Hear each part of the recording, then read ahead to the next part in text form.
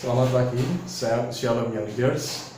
Kita jumpa lagi di Bible Study bersama Coach Dias. Kita akan belajar firman pada kesempatan pagi ini. Sebelumnya kita akan berdoa dulu. Yuk kita berdoa. Minta tolong Tuhan, minta tolong Roh Kudus jelaskan dan buat kita makin mengerti kedalaman cinta Tuhan. Mari kita berdoa. Tuhan Yesus, terima kasih untuk saat hari ini. Buat kami menangkap apa yang menjadi pesan Tuhan dalam hidup kami masing-masing.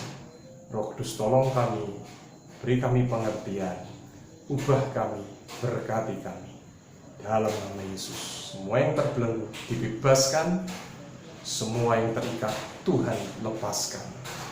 Terima kasih Tuhan, dalam nama Yesus. Amin. Young Leaders, apa kabarnya? Semua sehat dan baik ya? Ya, pada pagi hari ini kita akan belajar firman dengan judul karya terbesar. Karya terbesar. Karya adalah hasil perbuatan atau ciptaan. Oke, hasil perbuatan atau ciptaan. Contoh, kita bisa tahu dari salah satu pelukis terkenal di dunia, Leonardo da Vinci. Dia punya sekian banyak hasil karya yang luar biasa, lukisannya yang terkenal. Dua di antaranya adalah lukisan perjamuan terakhir Tuhan Yesus, dan juga ada satu lagi Mona Lisa, lukisan Mona Lisa. Jadi lukisan Mona Lisa ini salah satu karya terkenal dari Leonardo da Vinci. Itu disebutkan replikanya terjual dengan harga 8,62 miliar. Ya, jumlah yang cukup banyak, sangat banyak untuk lukisan terjual seperti yang aku sebutkan tadi. Angkanya luar biasa. Kedua, kita juga bisa belajar dari prestasi atau hasil karya dari Michael Jordan di bola basket. Michael Jordan ini bahkan mendunia, begitu mendunia ya. Siapapun untuk di dunia basket tentu kenal Michael Jordan. Nomor punggung, nomor kaosnya berapa? 23. Nah, Michael Jordan punya prestasi. Prestasinya apa? Dia juara NBA 6 kali. NBA itu liga basket di Amerika yang terkenal. Banyak pemain terkenal di sana, luar biasa. Dan Michael Jordan bawa timnya, dia juara sampai berapa kali? 6 kali.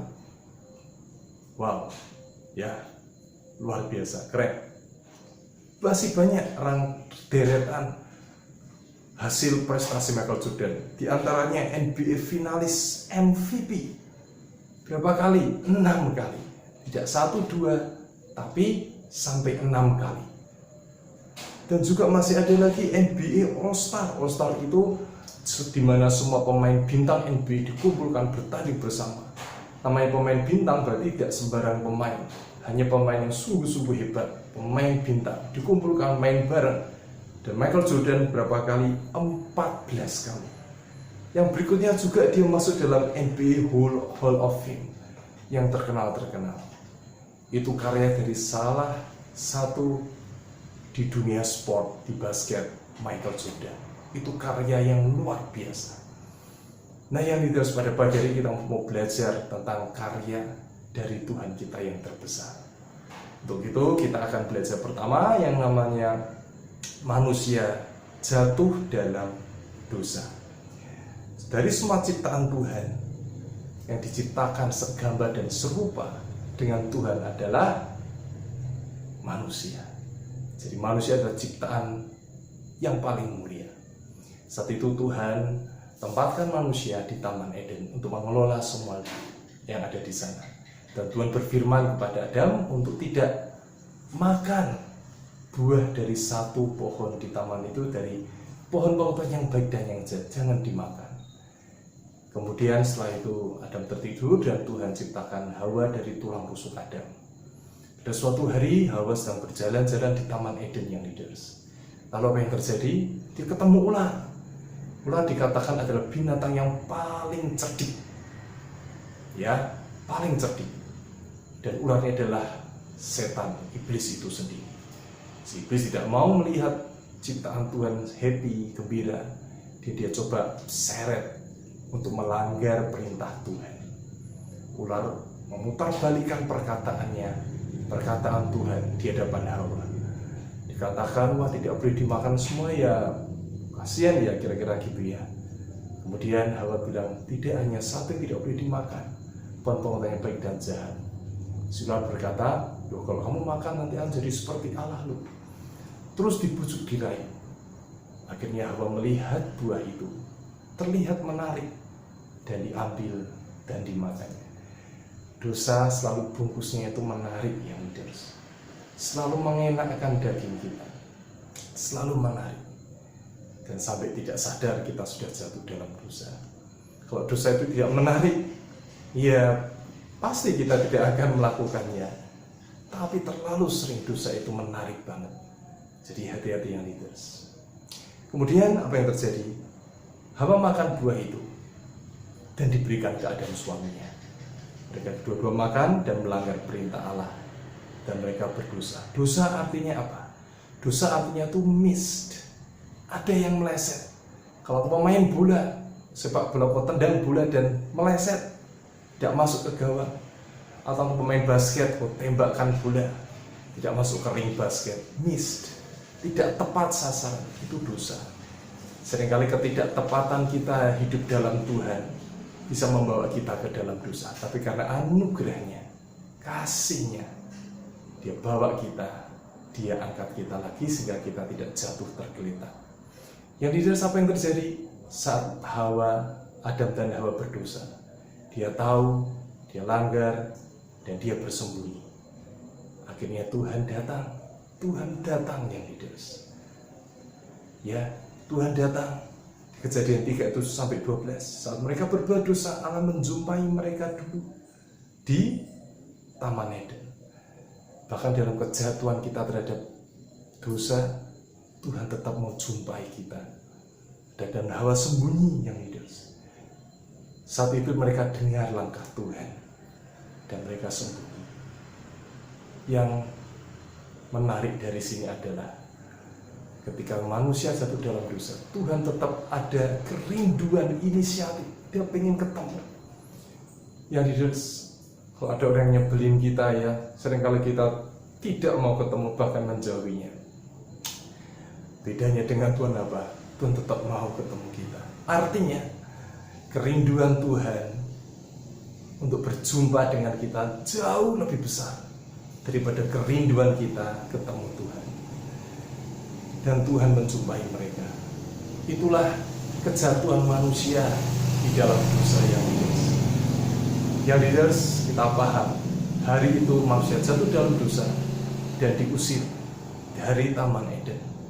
Dan hidupnya tidak lagi di Taman Eden, tapi harus berpeluh dan sebagainya.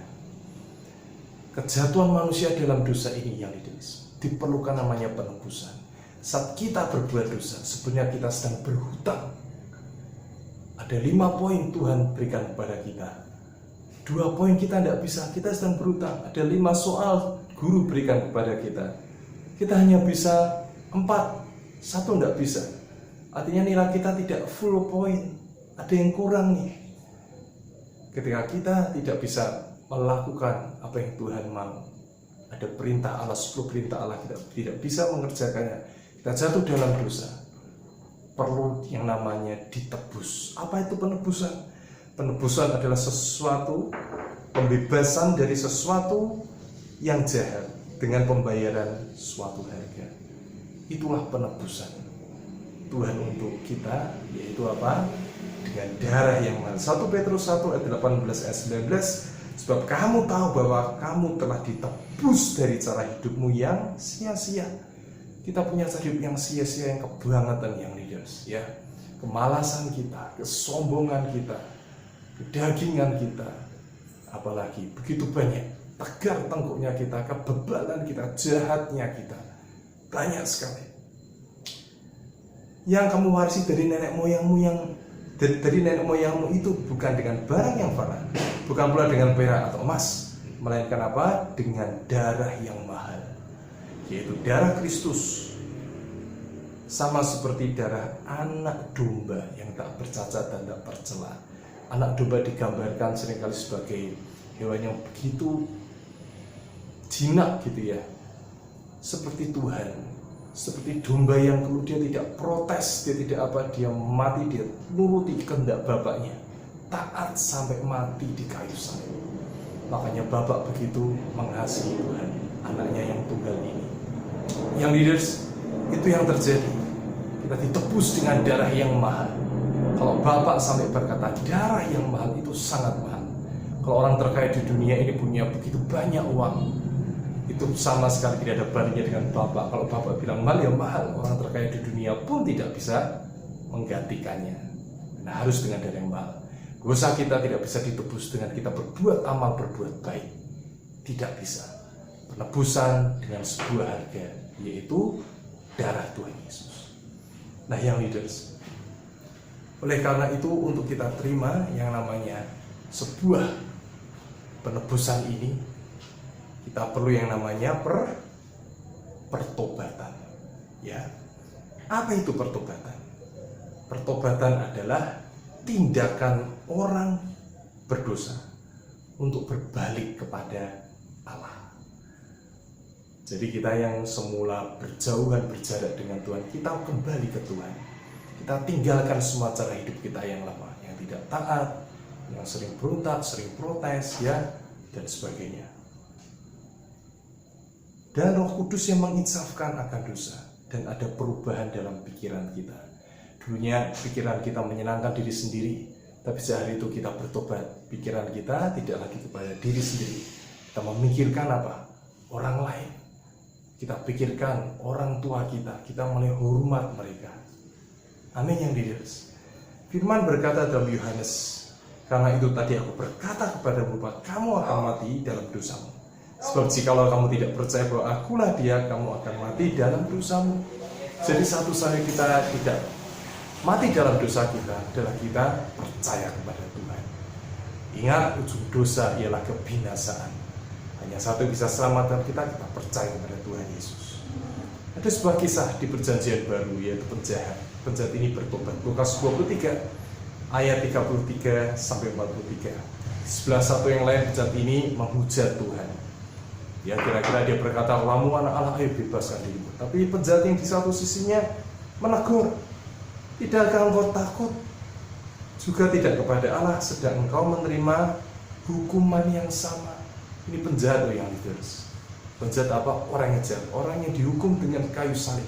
Artinya dia benar-benar mengalami hukuman yang terkutuk. Salib dikatakan terkutuk pada zaman itu. Disiksa, disalibkan. Orang yang disalibkan dikatakan orang yang terkutuk. Tapi penjahat ini, dia berbuat sesuatu yang ajaib. Dan Yesus berkata kepadanya, aku berkata kepadamu, sesungguhnya hari ini juga engkau akan ada bersama-sama dengan aku di dalam Firdaus. Pertobatan bagi kita masuk ke surga. Ini karya terbesar. Karya terbesar dalam kita lewat kematiannya, pengorbanannya, dan dia bangkit. Yang leaders ini ajaib sekali yang leaders. Padahal penjahat ini cuma kurang sedikit lagi dia mati, tapi detik sebelum dia mati dia bertobat. Dia bertobat dan masuk surga. Hari itu juga dia masuk surga.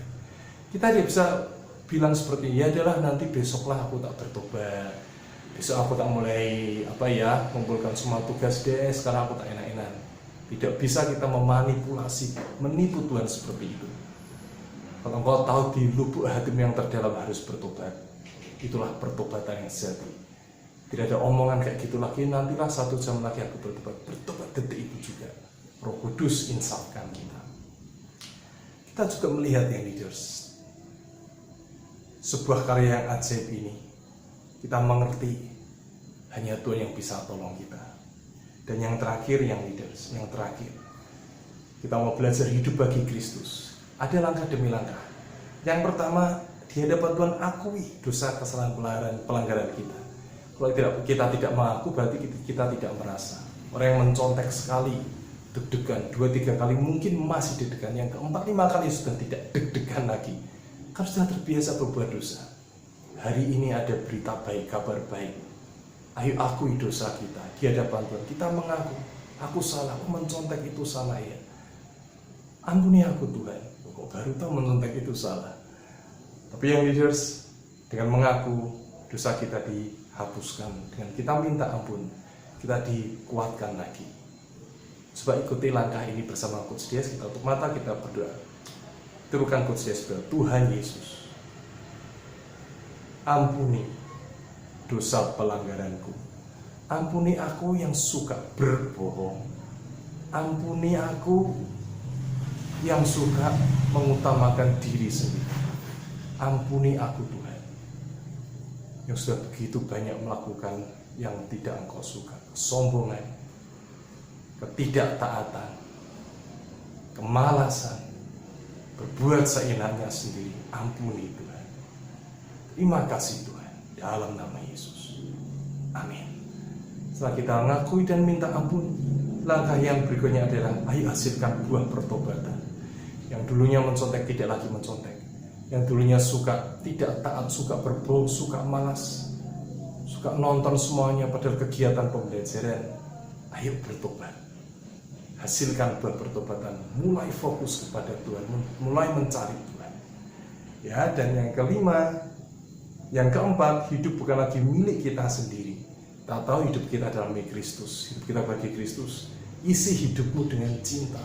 Isi hidupmu dengan penuh tanggung jawab. Isi hidup kita dengan hal-hal yang ilahi, yang berkenan. Isi hidup kita dengan baca firman. Isi hidup kita dengan doa, pujian, penyembahan. Dan yang kelima adalah hidup seturut kehendak Tuhan. Kalau engkau tahu saat ini hidupmu bukan lagi milikmu sendiri, milik Tuhan, ayo hidup seturut kehendak Tuhan. Belajar mencari apa yang Tuhan suka. Kalau engkau bisa mencari apa yang papa, mama, orang tuamu suka, keluargamu suka, sehingga orang tua kita tersenyum, ya, bahkan memberikan hadiah kepada kita. Hal yang sama dengan Tuhan. Apa yang kira-kira membuat Tuhan suka ya? Oh, Tuhan suka aku tidur tidak malam-malam. Tuhan suka aku bangun pagi untuk mencari Tuhan. Oh ya, Tuhan suka aku baca firman rutin setiap hari. Oh ya Tuhan, aku suka lebih banyak berdoa. Oh ya Tuhan, suka aku harus lebih taat lagi kepada orang tua, kepada guru. Oh ya Tuhan, suka untuk aku menyampaikan firman, mendoakan orang lain. Cari apa yang Tuhan suka dan hidup kita seturut kehendak Tuhan. Itulah hidup bagi Kristus. Amin. Mari kita berdoa bersama, kita tutup Bible study pada kesempatan ini. Tutup mata, kita berdoa sama-sama. Bapa di surga, terima kasih. Dan setiap young leaders yang saat ini menyaksikan atau belum, Roh Kudus Engkau jamah mereka. Bapak, setiap yang terbelenggu dibebaskan. Semua ikatan terhadap game, semua tontonan hamba berdoa dilepaskan pagi hari ini dengan kuasa otoritas dari Tuhan. Bahkan yang sakit sudah disembuhkan. Tidak ada lagi sakit penyakit apapun dari ibu kami atas kota kami bangsa Indonesia. Shalom menguasai kota bangsa kami. Keluarga demi keluarga dipulihkan. Ada pemulihan dalam keluarga. Ada cinta kasih Tuhan di tengah-tengah keluarga demi keluarga. Ada setiap keluarga membangun mezbah, berdoa mengajak ayah, ibu, anak-anak berdoa bersama setiap hari. Baca firman, mendoakan kota bangsa. Makasih Tuhan, hamba berdebat masa depan yang leaders, dalam masa depan yang hilang gemilang. Karena Tuhan di hidup kami dan karena kami hidup bagi Kristus. Terima kasih Tuhan, meteraikan semuanya. Bersyukur kepada Bapa yang baik. Dalam nama Yesus. Yang percaya berkata, amin. Makasih yang sudah aktif, sudah absen di live chat, sudah mencatat catatan devotion, kumpulkan langsung dan kita akan masuk pelajaran berikutnya. Ingat, rajin dan tetap semangat. Tuhan Yesus memberkati. Shalom.